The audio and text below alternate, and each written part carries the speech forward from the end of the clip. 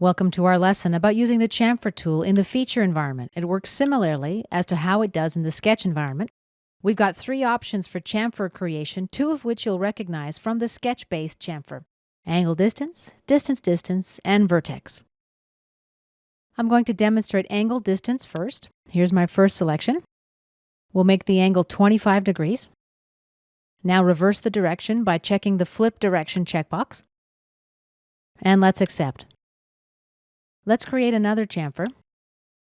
We'll use the vertex method this time. Let's just select the corner. And here we can adjust each option individually. Let's make this distance 15. Distance 320.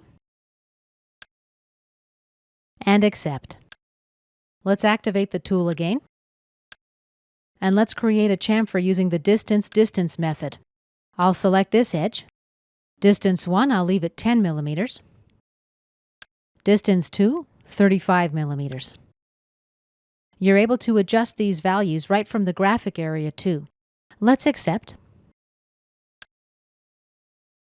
You'll notice that Boss Extrude 2 has now disappeared.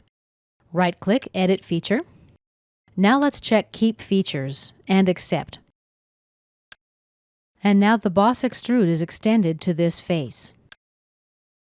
You can also use Instant 3D to edit the chamfer right in the graphic area.